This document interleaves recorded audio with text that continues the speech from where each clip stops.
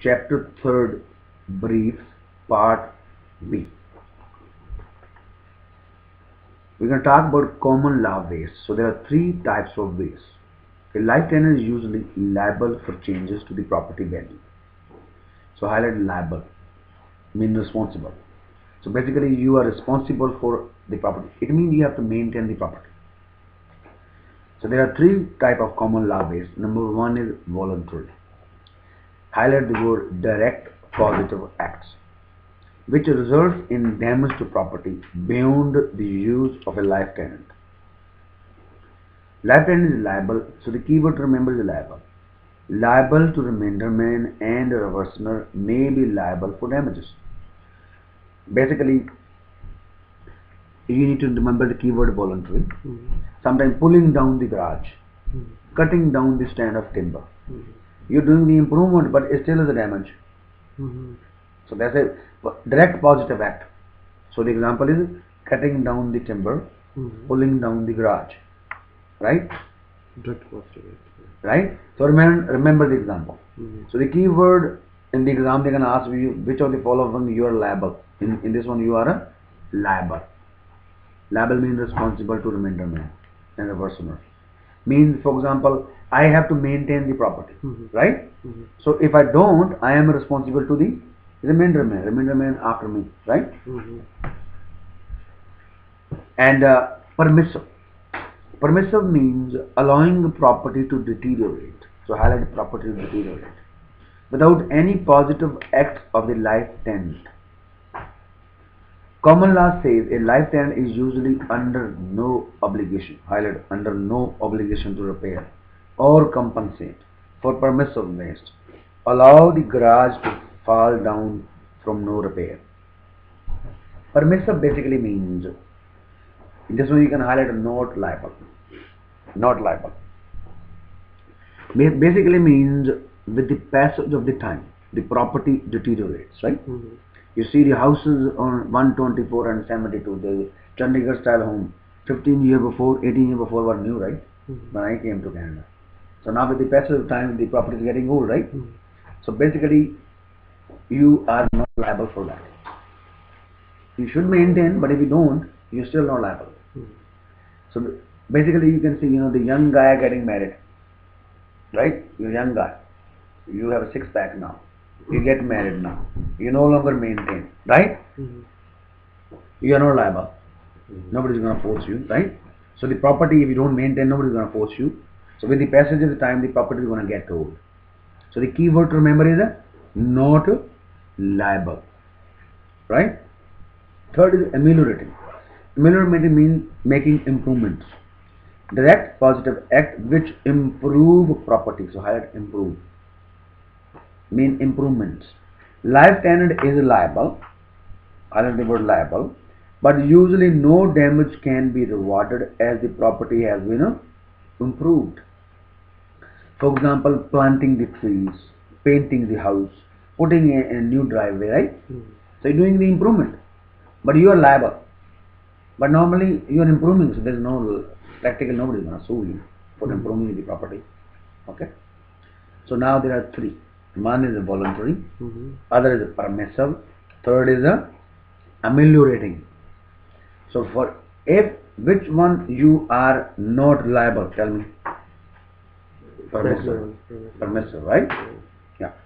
In which you improve the property, ameliorating, right? So this kind of question comes. Next, the life tenant can be granted a life tenancy, saying the life tenant is not liable for liability to the remainder man. The reversioner, the person granting the life tenant, granting means giving, will say to sue for life without impeachment for which. Highlight this one. Highlight this line. This line give you 1 mark in the exam. Basically mean if you write this one, a clause, right? The only way for life tenant to get out of this completely, the life tenant must have been granted, must have been given without impeachment for waste, including equitable waste, then nobody can sue him. Then you can escape liability. If you write this one, it's called equitable waste. you write this clause, right, without impeachment for waste. Okay. You want to repeat the last paragraph?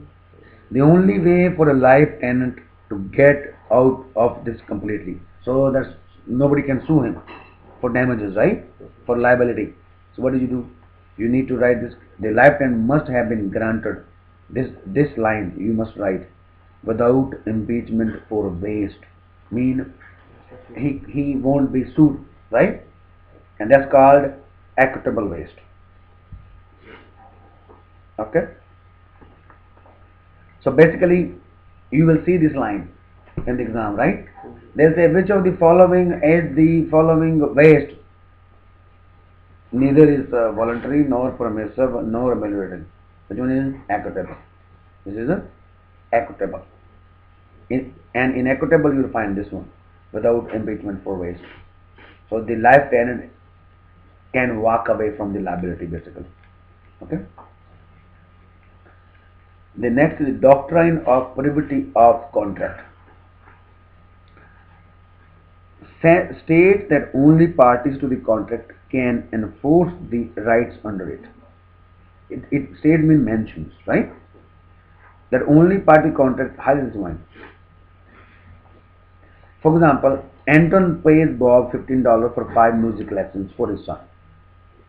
Bob doesn't provide the lessons. Only Anton can sue Bob to enforce the contract as the son was not privy to the contract. Or the son was not privy to the contract. Do you understand? For example, my daughter goes for swimming lessons, right? Who pays? I pay. I pay to the swimming instructor. Swimming instructor refuses to give lessons to my daughter. Can my daughter sue the swimming instructor? No. No. Because the contract is between me and the instructor. So it says, as the son was not privy to the contract. So remember the music lesson. That means doctrine of privity of a contract, that means only parties to the contract can enforce the rights under it. Right? But the doctrine does not apply to the contract which creates an interest in land, but it does not apply to where there is an interest in land. It's only apply to these kind of music lesson, all those things. Okay. Right? So highlight this one too. Okay. Interest in land is said to run with the land. Because it runs with the land, right? Highlight. Run with the land. Example, A leases his warehouse to B for 10 years, for example. Then A sells the warehouse to C. C is bound by the lease, right? C is party to the contract and must honor the lease agreement between A and B. Right? A owns the warehouse and leases to B for 10 years. Right? A registers this at land rental office and this runs with the land. So B has a 10 year.